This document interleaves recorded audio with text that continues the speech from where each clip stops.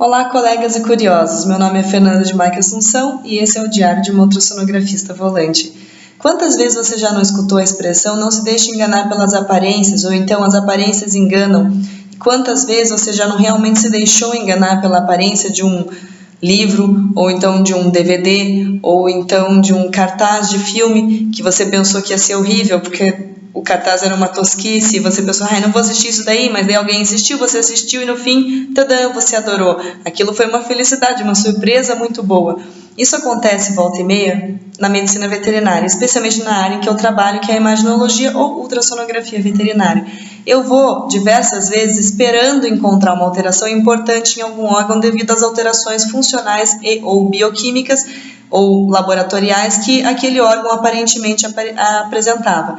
E eu chego lá e me surpreendo ou me decepciono com o fato de que não tinha alteração nenhuma naquele órgão, ainda que a função dele ou que o exame laboratorial dele indicasse que ele estava bastante alterado. E às vezes também acontece o contrário, eu vejo uma alteração visual bastante importante, chego lá, peço os exames de sangue, quero saber o resultado, descubro que não tinha alteração funcional nenhuma.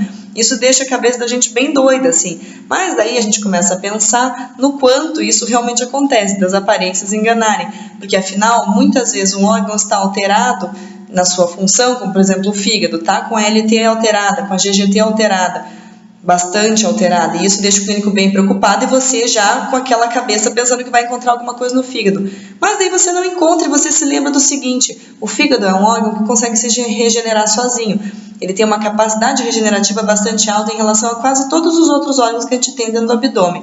Ele consegue ter uma lesão ali aguda que ele vai lá e repara e faz tudo sozinho, e muitas vezes o paciente, vamos dizer, não fica nem sabendo. Como nós humanos também acontece isso.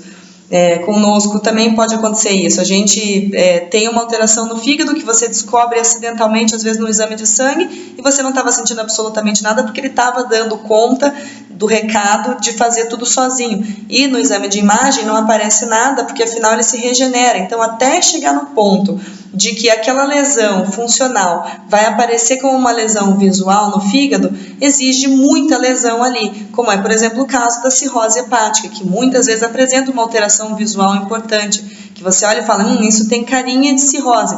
E daí você pede os exames de sangue, o que acontece? Os exames de sangue vêm normais, porque o fígado já está com a função tão comprometida que ao invés de ter uma lesão nele que faça com que, aguda, que faça com que essas enzimas hepáticas fiquem aumentadas, elas passam a não só não aumentar, como às vezes até diminuir. Então você tem a falsa impressão, com base no exame de sangue, de que ele vai estar visualmente bem. Só que você olha no exame de ultrassom e ele está ruim, só que com o exame de sangue aparentemente bom. Então daí você conclui ou sugere que deve haver ali então uma cirrose hepática. Então você veja como é importante a gente combinar o que a gente vê por fora, que seria no ultrassom, né, ou por dentro do animal, mas que a gente vê externamente ali aquele órgão, ou vê ele, né, só olhe para ele, não sabe como é que está a função dele, combinar o que a gente vê com o que a gente sabe da função dele, assim. Por isso que o exame de ultrassom geralmente é combinado aos exames de sangue, porque eles são exames auxiliares à clínica médica, afinal o veterinário não tem como chegar lá,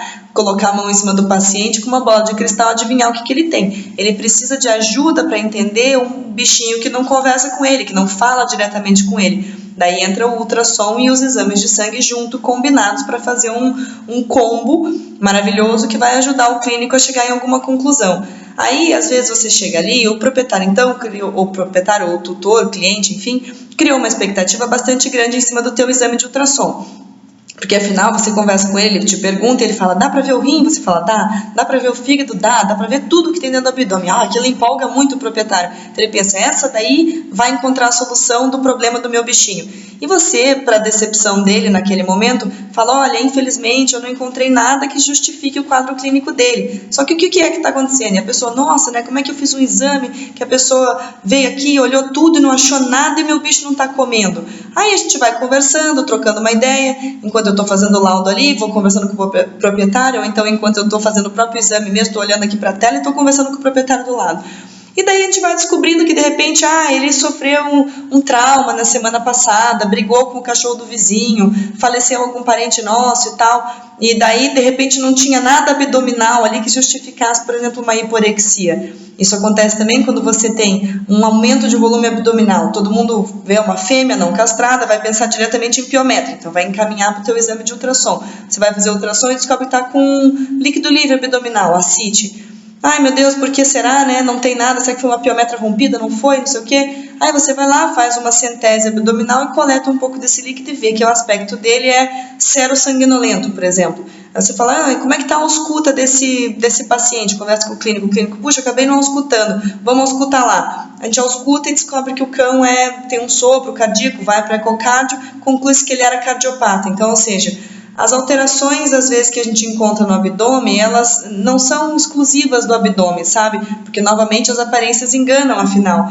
E enganam as aparências também, às vezes, da clínica, da manifestação clínica do paciente. Então, caso a gente não encontre, entre aspas, nada no exame de ultrassom que justifique o quadro clínico do paciente, a gente pode dar um norte ou afunilar as possibilidades diagnósticas para que ele clínico chegue em uma conclusão mais precisa sobre o que o paciente está passando. Então, se vocês quiserem comentar aqui nos comentários embaixo alguma história que vocês já tiveram, que vocês se enganaram pela aparência do órgão e a função dele estava boa, tipo displasia renal, assim, que você chega ali e olha uma aparência horrível, a função do rim até que não está tão ruim, ou até que está ótima, vamos dizer assim. Ou então você foi lá e viu uma alteração, pediu antes os exames de sangue para o clínico e tal, e viu uma alteração de exame de sangue bem importante, chegou na tua imagem, nenhuma alteração na imagem. Então, se vocês puderem comentar isso, eu acho que enriquece, né, o nosso banco de dados mental aí, para que a gente visualmente consiga distinguir, às vezes, o que é e o que não é, e consiga entender por que determinadas alterações funcionais não causam alterações na imagem e vice-versa, assim. E por que às vezes não encontrar nada no abdômen é uma das melhores opções que você tem para ajudar a fechar um diagnóstico. Se você gosta do canal, por favor, se inscreva, que eu estou sempre procurando postar vídeos novos aqui sobre o que eu encontro no meu cotidiano, sobre as dificuldades, sobre as alegrias, sobre as realizações de ser médica veterinária e ultrassonografista volante aqui em Curitiba. Até a próxima e obrigada por assistirem o vídeo.